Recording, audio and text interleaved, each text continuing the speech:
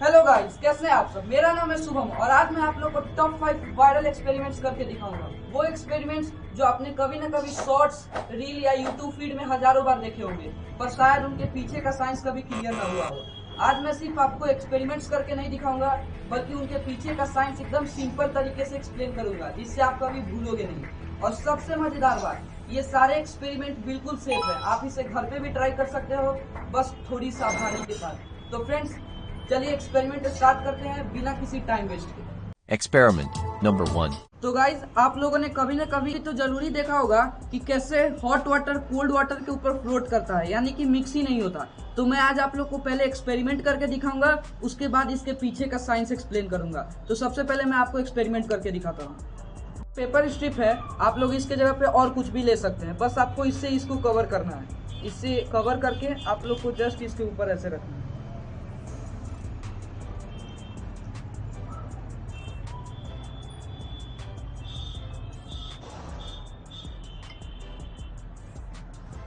तो गाइज, मैं आप लोग को बताता हूँ कि क्यों हॉट वाटर कोल्ड वाटर के ऊपर फ्लोट कर रहा है। इसका बेसिकली रीजन ये है कि हॉट वाटर जो होता है उसका डेंसिटी कोल्ड वाटर के कंपैरिजन में कम होता है, और कोल्ड वाटर का जो डेंसिटी है वो हाई होता है।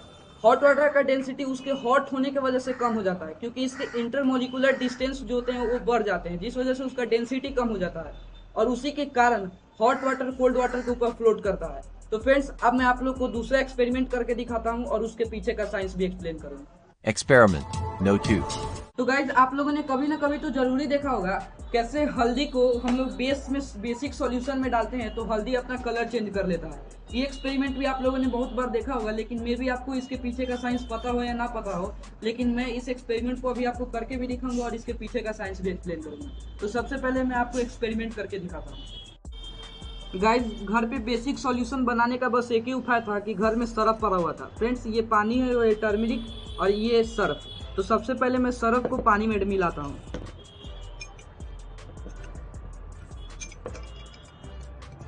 और उसके बाद मैं इसमें हल्दी थोड़ा सा मिला देता हूँ। अब आप लोग देखना कैसे ये कलर चेंज करेगा। अब आप लोग देख सकते हैं कि ये कैसे लाल हो चुका है। थोड़ा सा तो लाल हो ही गया है, गाढ़ा लाल हो गया। तो गाइज, आप लोगों ने देखा ये कैसे हल्दी बेसिक सॉल्यूशन में जाते ही अपना कलर चेंज कर दिया। अब मैं आप लोग को इसके पीछे का साइंस बताता हूँ। ये हल्दी जो होता है वो बेस सेंसिटिव होता है। हल्दी तभी बेस से रिएक्ट करता है जब वो एक्वस सॉल्यूशन में होता है। अगर मान लीजिए हम हल्दी को डायरेक्ट सरफ में मिला दे तो ये रिएक्ट नहीं करेगा जब तक सरफ एक्वस सॉल्यूशन नहीं बन जाता है। मतलब जब तक इसे पानी में डालने के बाद ये एक एक्वस सॉल्यूशन नहीं बन जाता है, तब तक हल्दी से रिएक्ट नहीं करेगा। और हल्दी एक बेस सेंसिटिव इंडिकेटर होता है, जो कि बेस में जाते ही रिएक्ट कर देता है, जिस वजह से जैसे ही हल्दी को बेसिक सॉल्यूशन में डाला जाता है वो कलर चेंज करके ये बता देता है कि ये जो सॉल्यूशन है वो एक बेसिक सॉल्यूशन है। तो फ्रेंड्स, अब मैं आप लोग को तीसरा एक्सपेरिमेंट करके बताता हूँ और उसके पीछे का साइंस भी एक्सप्लेन करूंगा। Experiment number 3. ये तीसरा एक्सपेरिमेंट, ये भी आप लोगों ने कभी ना कभी किया भी होगा या जरूर देखा ही होगा। इस एक्सपेरिमेंट में कैसे नींबू एक पानी में डूब जाता है और दूसरे वाले पानी में नहीं डूबता है। तो मैं आप लोग को सबसे पहले ये एक्सपेरिमेंट करके दिखाता हूँ और उसके पीछे का आपको साइंस भी समझाऊंगा। तो गाइज, ये एक नींबू है। अब मैं इसे पहले वाले पानी में डालता हूँ तो ये डूब जा रहा है। अब मैं इसे दूसरे वाले पानी में डालूंगा तब पर भी ये डूब ही जाएगा, लेकिन ट्विस्ट ये है कि जो दूसरा वाला पानी होता है जिसमें नींबू नहीं डूबता है ये एक सॉल्टी वाटर है जिसमें सॉल्ट का कंसंट्रेशन ज़्यादा है। मैं इसमें सॉल्ट का कंसंट्रेशन बढ़ाने के लिए इसमें सॉल्ट मिला दे रहा हूँ।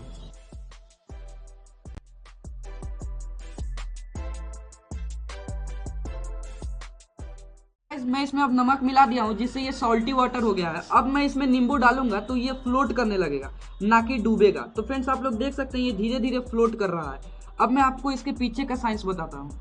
तो गाइज, इसके पीछे बहुत ही सिंपल साइंस है जो मैं आप लोग को बता रहा हूँ। फ्रेंड्स, जो सॉल्टी वाटर होता है उसका जो डेंसिटी होता है वो नींबू के डेंसिटी से ज्यादा हो जाता है, जिसके कारण नींबू सॉल्टी वाटर में फ्लोट करता है। अब मैं आपको बताता हूँ डेंसिटी ज्यादा सॉल्ट के वजह से होती है। मैं इसमें साल्ट मिलाता हूँ तो वाटर के जो इंटरमोलिकुलर डिस्टेंस होते हैं उसमें साल्ट के मॉलिक्यूल्स बैठ जाते हैं, जिसके कारण उनके बीच का डिस्टेंस ऑक्युपाइड हो जाता है, जिस वजह से उनका डेंसिटी बढ़ जाता है। और उसमें नींबू डालते ही वो नींबू फ्लोट करने लगता है, क्योंकि वो सॉल्टी वाटर का डेंसिटी नींबू के डेंसिटी से ज्यादा हो जाता है। तो फ्रेंड्स, ये था इसके पीछे का बेसिक साइंस। अब मैं आप लोग को चौथा एक्सपेरिमेंट करके दिखाता हूँ और उसके पीछे का साइंस भी एक्सप्लेन करूंगा। Experiment number 4. गाइज ये भी बहुत फेमस एक्सपेरिमेंट है, बस मैं इसे एक प्लास्टिक के गिलास पे करके दिखा रहा हूँ। आप लोगों ने इसे बलून पर देखा होगा कि कैसे एक जो बलून होता है जिसके अंदर पानी भरा होता है वो किसी फायर के कांटेक्ट में आते ही फूटता नहीं है, जबकि कोई नॉर्मल बलून फायर के कांटेक्ट में आते ही फूट जाता है। तो सबसे पहले मैं आपको एक्सपेरिमेंट करके दिखाता हूँ, उसके बाद मैं उसके पीछे का साइंस बता दूंगा। गाइज ये एक नॉर्मल ग्लास है, जैसे ही मैं इसे फायर के कांटेक्ट में लाऊंगा ये पिघल जाएगा। आप लोग देख सकते हैं फायर के कांटेक्ट में है और ये पिघल गया। अब मैं आप लोग को यही सेम चीज एक वाटर भरे ग्लास में आप लोग को करके दिखाऊंगा, जिस देखना आप ये पिघलेगा ही नहीं। आप लोग देख सकते हैं ये फायर के कांटेक्ट में है लेकिन ये मतलब पिघल ही नहीं रहा है, जल ही नहीं रहा है। आप लोग देख सकते हैं वाटर एक हीट एब्जॉर्बर की तरह काम करता है। जैसे मैंने इस ग्लास को फायर के कांटेक्ट में लेकर गया, ये ग्लास नहीं पिघला क्योंकि इसके अंदर वाटर रखा हुआ था। वाटर एक हीट एब्जॉर्बर है। जैसे ही मैंने इसके ग्लास के नीचे फायर दिया है, जो फायर है वो ग्लास को बरकाना तो चाहा लेकिन वाटर उस हीट को पहले ही एब्जॉर्ब कर लिया, जिसके कारण ग्लास बरका नहीं है। जब तक इसके ग्लास के अंदर वाटर है तब तक ये ग्लास बरकेगा ही नहीं। जैसे ही वाटर अपना एक थ्रेशोल्ड हीट एब्जॉर्ब करने का पार कर जाएगा, उसके बाद तो हीट या वाटर एब्जॉर्ब कर नहीं पाएगा। उसके बाद जो हीट आएगा वो प्लास्टिक के सरफेस पे ही रहेगा, उसके बाद प्लास्टिक पिघल सकता है या जल सकता है। अब मैं आप लोग को पांचवा एक्सपेरिमेंट करके दिखाऊंगा, जो कि एक फिजिक्स का एक्सपेरिमेंट है। अगर आप लोग वो देखेंगे तो आप लोग को ऑब्वियसली मजा आएगा। तो फ्रेंड्स चलिए पांचवा एक्सपेरिमेंट मैं आप लोग को करके दिखाता हूँ। Experiment number 5. पांचवा एक्सपेरिमेंट ये है कि आप लोगों ने हैंडपंप तो देखा ही होगा लेकिन कभी गौर से नहीं देखा होगा। आप लोगों ने कभी ये नोटिस किया है कि हैंडपंप का जो आर्म होता है वो लंबा क्यों होता है? और सबसे जरूरी बात, हैंडपंप का जो हुक होता है वो टिप पे क्यों लगा होता है, वो बीच में क्यों नहीं लगा होता है?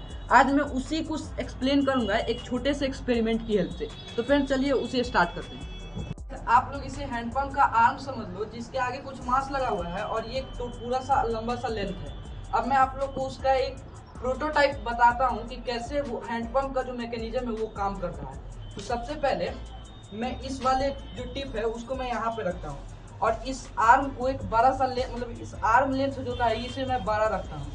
जैसे ही मैं इसका आर्म लेंथ बड़ा रखता हूँ, अब मैं इसे नीचे यहाँ पे पुश करता हूँ। तो आप लोग देख सकते हैं मुझे ज़्यादा फोर्स लगाने की ज़रूरत नहीं पड़ रही है और मैं उस मास को इजीली लिफ्ट कर पा रहा हूँ। तो गाइज अब मैं इसके आर्म लेंथ को थोड़ा सा छोटा करता हूँ, उसके बाद देखता हूँ कि क्या होता है। जैसे मैं इसके आर्म लेंथ को थोड़ा सा छोटा किया, उसके बाद जैसे ही मैं इधर प्रेशर लगाऊंगा, मतलब इधर जैसे ही फोर्स लगाऊंगा, तो अब मुझे कंपैरेटिवली ज़्यादा फोर्स लगाना पड़ रहा है उस सेम मास को उठाने के लिए जितना मुझे पहले लगाना पड़ रहा था। अब फ्रेंड्स मैं आप लोगों को तीसरा चीज़ भी करके दिखाता हूँ। अब मैं इसके आर्म लेंथ को और छोटा कर दे रहा हूँ। अब मुझे थोड़ा सा ज़्यादा, थोड़ा क्या बहुत ज़्यादा फोर्स लगाना पड़ रहा है उस सेम मास को उठाने के लिए। तो गाइज मैं आप लोग को उसके पीछे का साइंस बताता हूँ। वहाँ पे ज़्यादा कुछ नहीं, बस एक टॉर्क का इफेक्ट, टर्निंग इफेक्ट लग रहा होता है। टर्निंग इफेक्ट के कारण जैसे ही हम लोग आर्म लेंथ को बड़ा करते हैं, टर्निंग इफेक्ट बढ़ जाता है, क्योंकि हम लोग तो फोर्स सेम रखे हैं और रेडियस मतलब उसके जो आर्म लेंथ है उसको बड़ा कर दे रहे हैं, जिसके कारण टर्निंग इफेक्ट बढ़ जा रहा है। आप लोग में से कोई स्टूडेंट क्लास 11th का होगा तो वो रोटेशनल मोशन में टॉर्क जरूर पढ़ा होगा। तो टॉर्क में ये टर्निंग इफेक्ट बताया जाता है कि टर्निंग इफेक्ट कैसे काम करता है। जैसे ही हम लोग आर्म लेंथ को बड़ा करते हैं तो हम लोग सेम फोर्स में ज़्यादा मास को लिफ्ट कर सकते हैं by the help of torque. तो फ्रेंड्स ये थे टॉप 5 वायरल एक्सपेरिमेंट जो मैंने आप लोग को करके भी दिखाया और उसके पीछे का साइंस भी एक्सप्लेन कर दिया। तो फ्रेंड्स अगर आप लोग को ये वीडियो अच्छा लगा तो वीडियो पे लाइक कर देना, चैनल को सब्सक्राइब कर देना और ऐसे ही वीडियो देखना है तो आप कमेंट में पार्ट 2 जरूर लिख देना। तो फ्रेंड्स मिलते हैं किसी नेक्स्ट वीडियो में, तब तक के लिए धन्यवाद।